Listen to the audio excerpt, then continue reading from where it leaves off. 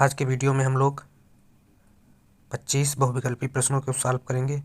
यह प्रश्न TGT, PGT, KBS एवं एनबीएस की परीक्षाओं के लिए अति महत्वपूर्ण होंगे।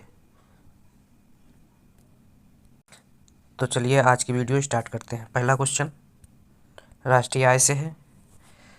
शुद्ध राष्ट्रीय उत्पाद एनएनपी बराबर है, तो इसमें ऑप्शन ए जीएनपी प्लस पूंजी ह्रास, बी जीएनपी माइनस पूंजी ह्रास, सी जीएनपी माइनस अप्रत्यक्ष कर, डी जीएनपी माइनस विदेशी सहायता। तो एनएनपी जो है, एनएनपी शुद्ध राष्ट्रीय उत्पाद दो प्रकार से निकाली जा सकती है। एक तो एनएनपी मार्केट प्राइस पर और एनएनपी फैक्टर प्राइस पर।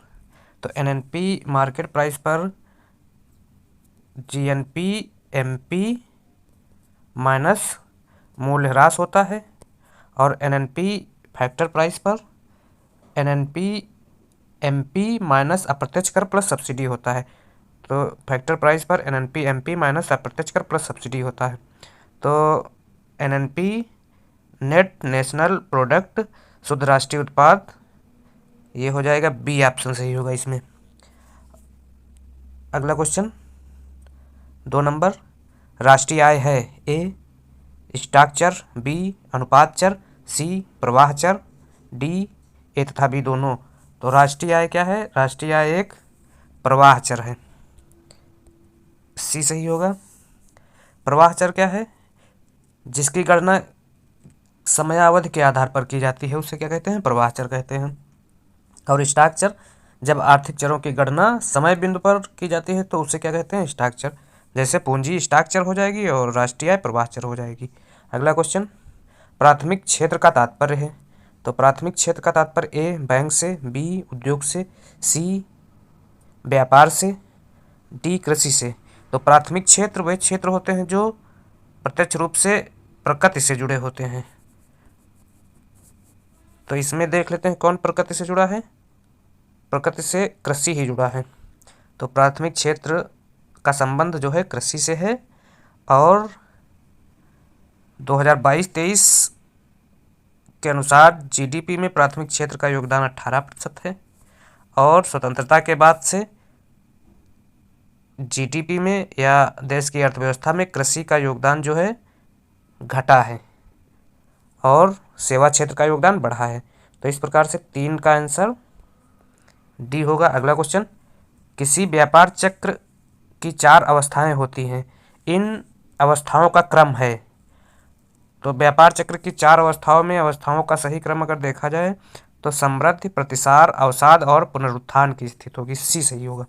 अगला क्वेश्चन मंदी की स्थिति में किस तरह का बजट अपेक्षित है। तो मंदी की स्थिति में घाटे का बजट अपेक्षित है। घाटे का बजट बनाया जाएगा मंदी की स्थिति में, जिससे क्या होगा? अर्थव्यवस्था में मांग बढ़ जाएगी और अगर मांग बढ़ जाएगी तो उत्पादन बढ़ेगा धीरे धीरे, इससे लोगों को रोजगार मिलेगा। अगला क्वेश्चन 6 नंबर इनमें से कौन सी डिजिटल करेंसी है? A gold coin, B e cash, C Zcash, D metal coin. तो इनमें से डिजिटल करेंसी जेट कैश है, सी सही होगा। अगला 7 नंबर क्वेश्चन देखते हैं। भारतीय रिजर्व बैंक की मौद्रिक नीति है। तो भारतीय रिजर्व बैंक की मौद्रिक नीति ए साख विस्तार, बी नियंत्रित मुद्रा विस्तार, सी सस्ती मुद्रा नीति, डी साख नियंत्रण। तो आरबीआई की जो मौद्रिक नीति है नियंत्रित मुद्रा विस्तार वाली नीति है, बी सही होगा। अगला आईएमएफ और विश्व बैंक के मुख्यालय स्थित हैं जिनेवा और वियना में, बी न्यूयॉर्क और जिनेवा में, सी वाशिंगटन डीसी में, डी जिनेवा और मॉन्ट्रियल में। तो आईएमएफ और विश्व बैंक के मुख्यालय जो हैं वाशिंगटन डीसी अमेरिका में स्थित हैं, 8 का सी सही होगा। अगला 9 नंबर अंतर्राष्ट्रीय मुद्रा कोष आईएमएफ की स्थापना कब की गई। तो आईएमएफ की स्थापना 1945 में की गई थी, दिसंबर 1945 में की गई, 9 का डी सही होगा। 10 विश्व बैंक की सुलभ ऋण की खिड़की किसे कहा जाता है। तो आईडीए को विश्व बैंक की सुलभ ऋण खिड़की कहा जाता है और आईडीए की स्थापना 1960 में हुई थी। अगला क्वेश्चन क्या है? 11 नंबर, अंतर्राष्ट्रीय विकास संघ का स्थापना वर्ष है 1945, 46, 56 और 60। तो अंतर्राष्ट्रीय विकास संघ की स्थापना 1960 में हुई थी। अगला 12 नंबर क्वेश्चन, सर्वप्रथम जनसंख्या सिद्धांत किस अर्थशास्त्री ने दिया? ए रिकार्डो, बी माल्थस, सी मिल, डी स्मिथ। तो सर्वप्रथम जनसंख्या सिद्धांत जो है माल्थस ने दिया था, और माल्थस ने जनसंख्या को लेकर बहुत ही निराशावादी दृष्टिकोण दिया, जिसमें इन्होंने जनसंख्या और खाद्यान्न के मध्य संबंध को बताया। माल्थस ने खाद्यान्न को अंकगणितीय क्रम में बढ़ने की बात कही, जैसे 1, 2, 3, 4, 5 ऐसे खाद्यान्न बढ़ रहा है। और जनसंख्या के बढ़ने की बात जो है ज्यामितीय क्रम या गुणात्मक क्रम में कही। 2, 4, 8, 16 और 32 जनसंख्या इस क्रम में बढ़ रही है। और एक ऐसा समय आएगा कि जनसंख्या ज़्यादा हो जाएगी और खाद्यान्न कम हो जाएगा, जिससे क्या होगा? देश में भुखमरी, महामारी और अकाल जैसी स्थिति पैदा होगी और जनसंख्या क्या होगी? स्वतः कम हो जाएगी। यह माल्थस का विचार है। तो इस प्रकार कह सकते हैं माल्थस ने जनसंख्या को लेकर बड़ा ही निराशावादी विचार दिया। तो इस प्रकार से सर्वप्रथम जनसंख्या के संबंध में जो विचार दिया अपना माल्थस ने दिया। 12 का हो जाएगा, 20 ही होगा। अगला, सामाजिक ऊपरी पूंजी का विचार दिया है। ए हर्समैन ने, बी सिंगर ने, सी नर्क्स और डी रोडान। तो हर्समैन ने सामाजिक ऊपरी पूंजी का विचार दिया था। अगला क्वेश्चन, एक देश गरीब है क्योंकि वह गरीब है, कथन किसका है? ए क्लार्क, बी मिडल, सी हिक्स, डी नर्क्स।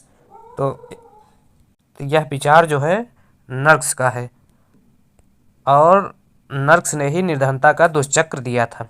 अगला question 15 number, Shrimati John Robinson के अनुसार स्वर्णिम युग उस बिंदु पर होता है जहां, मतलब किस बिंदु पर स्वर्णिम युग होता है? तो इसमें जनसंख्या वृद्धि दर बराबर पूंजी वृद्धि दर, डी वाला आंसर सही होगा। जहां पर जनसंख्या की वृद्धि दर और पूंजी की वृद्धि दर बराबर होती है वहां पर क्या होता है? स्वर्णिम युग प्राप्त होता है। 16 नंबर, हिंदू वृद्धि दर से कौन संबंधित हैं? मतलब कौन से अर्थशास्त्री हिंदू वृद्धि दर से संबंधित? ए राजकृष्णा, बी अमर्त्य सेन, सी के एन राज और डी जगदीश भगवती। तो राजकृष्णा जो है हिंदू समृद्धि दर से संबंधित है। अगला क्वेश्चन, भारत की अंतिम पंचवर्षीय योजना थी 12वीं, 11वीं, 13वीं, 14वीं। तो भारत की अंतिम पंचवर्षीय योजना जो थी 12वीं थी, और ये 2012 से 17 के बीच में चली थी, 2017 तक चली थी। तो इस प्रकार से भारत की अंतिम पंचवर्षीय योजना कौन है? 12वीं पंचवर्षीय योजना। अगला क्वेश्चन, भारत में बृहद क्षेत्र का सबसे पुराना उद्योग कौन सा है? ऊनी कपड़ा, सूती कपड़ा, कागज, लोहा और इस्पात। तो भारत में जो सबसे पुराना उद्योग है सूती कपड़ा उद्योग है, बी सही होगा 18 का। एशियन ड्रामा पुस्तक के लेखक कौन है? तो एशियन ड्रामा पुस्तक के लेखक गुलरान मिडल हैं, सबको पता होगा। तो इसका आंसर 19 का सी हो जाएगा। 20 number question, land problem in India पुस्तक के लेखक हैं। ए राम सिंह, बी चौधरी चरण सिंह, सी राधा कृष्णन और डी राधा कमल मुखर्जी। तो इसका आंसर होगा राधा कमल मुखर्जी, 20 का डी सही होगा। अगला क्वेश्चन, यूपी के प्रथम वित्त आयोग के अध्यक्ष कौन थे? तो यूपी में जो प्रथम वित्त आयोग के अध्यक्ष भाल चंद्र शुक्ल थे। अगला, हवाला क्या है? ए विदेशी विनिमय का अवैधानिक लेन देन, बी किसी विषय की पूर्ण जानकारी, सी शेयर का अवैधानिक लेन देन और डी कर वंचन। तो हवाला जो है कर वंचन है। अगला, दोहा वार्ता हुई थी किस देश में? दोहा वार्ता हुई थी ए कतर में, बी क्यूबा में, सी यूके में और डी स्विट्जरलैंड में। तो कतर में दोहा वार्ता हुई थी। अगला क्वेश्चन, निम्न चित्र में उपभोक्ता की बचत क्या है? तो उपभोक्ता की बचत इसमें ए पी और ई होगा। ये पूरी इतना मूल्य उपभोक्ता ए ओपी देने के लिए तैयार था, लेकिन उसको जो वस्तु है उपभोक्ता वस्तु खरीदने के लिए क्या था? ओ ए मूल्य देने के लिए तैयार था, लेकिन उसको मूल्य ओ पी पर ही मिल गई। तो पी और ए के बीच का जो क्षेत्र है उसको उपभोक्ता की बचत कहेंगे, ये वाला त्रिभुज ए पी और ई। तो ए पी और ई सी में है, तो उपभोक्ता की बचत जो है सी वाला आंसर सही होगा। अगला, निम्न मांग सारणी में मांग का संबंध है। तो मांग सारणी में मांग का संबंध क्या है? कीमत 10 रुपया थी तो मांगी गई इकाई 20 थी। अगर कीमत घट के 8 रुपया हो गई तो मांगी गई इकाई क्या हो गई? बढ़ गई। मतलब कहने का मतलब ये हुआ कि कीमत घटने से मांग बढ़ रही है, तो इसको क्या कहेंगे? मांग में कमी कहेंगे। तो इस प्रकार से आज हम लोगों ने 25 क्वेश्चन सॉल्व किए। ऐसे कल भी 25 क्वेश्चन सॉल्व करेंगे। नमस्कार।